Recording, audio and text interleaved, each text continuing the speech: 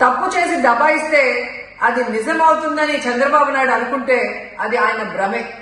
జనాన్ని మాయ చేసినట్టు శ్రీవారిని మోసం చేయాలంటే కుదరదన్న విషయం చంద్రబాబు నాయుడు తెలుసుకోవాలి.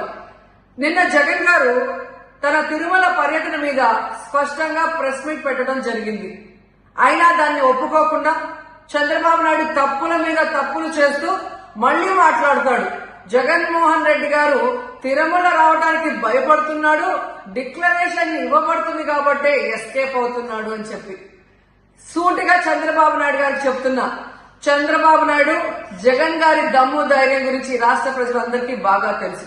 నిన్న కూడా ఆయన భయపడేవాడైతే అంత స్పష్టంగా ప్రెస్ మీట్ పెట్టి ఏ విధంగా తన మతం మానవత్వం, తను ఏ విధంగా బైబిల్ చదువుతారు, బయటకు వచ్చినప్పుడు హిందువుల మనోభిప్రాయాల్ని గౌరవించి గుళ్లకు వచ్చి పూజలు చేస్తారు, అలాగే మసీదులకు వెళ్లి ఎలా పూజలు చేస్తారు, అలాగే సిక్కుల్ని గౌరవించి ఎలా వాళ్ళ పూజలు చేస్తారో చెప్పడం జరిగింది. ఈ రోజు మీకు క్లియర్ గా తెలుసుకోవాల్సిన విషయం, మీకు దేవుడు అంటే భయం భక్తి లేదు కాబట్టి ఏంటనేది మీకు అర్థం కాదు. కానీ ఒక భక్తుడికి దేవుడి దగ్గరికి వెళ్ళాలి అన్నప్పుడు ప్రశాంతమైన వాతావరణంలో వెళ్ళాలనుకుంటాడు, ప్రశాంతంగా భగవంతుణ్ణి పూజించాలని అనుకుంటాడు.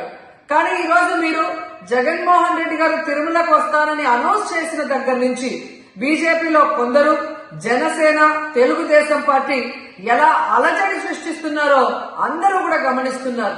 ఏ విధంగా అలిపిరి దగ్గర మేము అటాక్ చేస్తాం, అడ్డుకుంటామని చెప్పటం, అలాగే వైఎస్ఆర్ కాంగ్రెస్ పార్టీ నాయకులందరికీ, కార్యకర్తలందరికీ నోటీసులు ఇచ్చి జగన్మోహన్ రెడ్డి గారి పర్యటనకి పర్మిషన్ లేదు కాబట్టి ఎవరొచ్చినా అరెస్ట్ చేస్తామన్నట్టుగా భయభ్రాంతులకు మీరు ఎలా గురి చేశారు.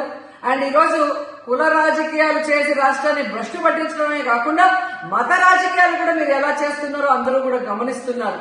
ఇలాంటి వాతావరణంలో దర్శనం చేసుకోలేము కాబట్టే జగన్మోహన్ రెడ్డి గారు ఏ విధంగా ఆ తిరుమల ట్రిప్ ని క్యాన్సిల్ చేసి తన అభిప్రాయాల్ని ప్రెస్ ద్వారా ప్రజలకి తెలియజేయడం జరిగింది.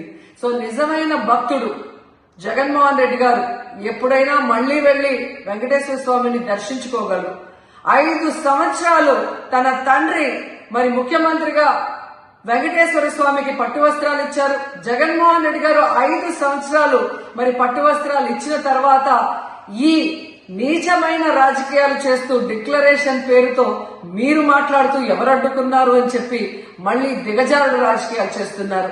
సో భగవంతుడితో పెట్టుకున్న చంద్రబాబు నాయుడు నీతో పాటు ఆడిస్తే ఆడే వాళ్ళందరికీ కూడా భగవంతుడు గట్టిగా సమాధానం చెప్తాడు.